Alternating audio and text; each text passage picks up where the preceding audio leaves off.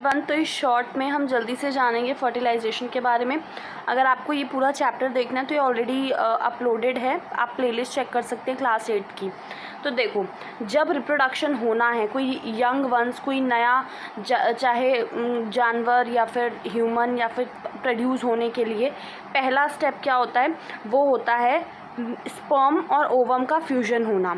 जब sperm ovum के contact में आता है, ठीक है, one of the sperm egg तो आपका एग के साथ फ्यूज़ कर जाता है, और जो फ्यूजन होता है एग और स्पर्म के बीच में, उसी को हम लोग क्या बोलते हैं, फर्टिलाइजेशन बोलते हैं।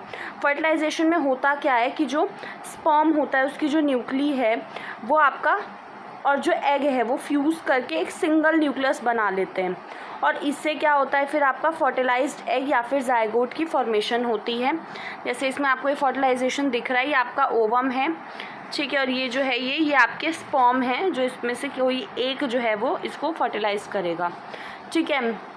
अब जो प्रोसेस है फर्टिलाइजेशन का, वो बेसिकली क्या होता है, meeting of an egg cell from mother.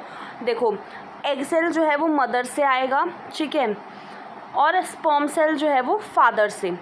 तो जो नया इंडिविजुअल है उसमें कुछ कैरेक्टरिस्टिक, कुछ खूबियाँ जो हैं वो अपनी मम्मी की होंगी, और कुछ जो है वो फादर की होंगी, क्योंकि ये दोनों के मिक्सचर से, मतलब दोनों का जो आपका मेल से स्पर्म सेल और फीमेल से आपका एग सेल, तो दोनों के फ्यूजन की वजह से हुआ है जो बच्चा है। तो फिर वो आपका उसमें दोनों कैरेक्टरिस्टिक्स होंगे दोनों के, ठीक है। तो फर्टिलाइजेशन जो फीमेल बॉडी के अंदर होता है ना, उसको हम लोग इंटरनल फर्टिलाइजेशन बोलते हैं, ठीक है। जैसे ह्यूमंस में क्या होता है, ह्यूमंस में आपका इंटरनल फर्टिलाइजेशन होता है, ठीक है, कि माँ के गर्भ में बच्चा पैदा होता है, माँ के बॉडी के अंदर बच्चा पैदा हो रहा है, ठीक है। अब जैसे आपका इसमें आपका काऊ, डॉग, हैन, ये सब हैं, ठीक है। और वहीं पे अगर आप एक्सटर्नल फर्टिलाइजेशन देखेंगे तो आपका फर्टिलाइजेशन जो है वो बॉडी के बाहर होता है।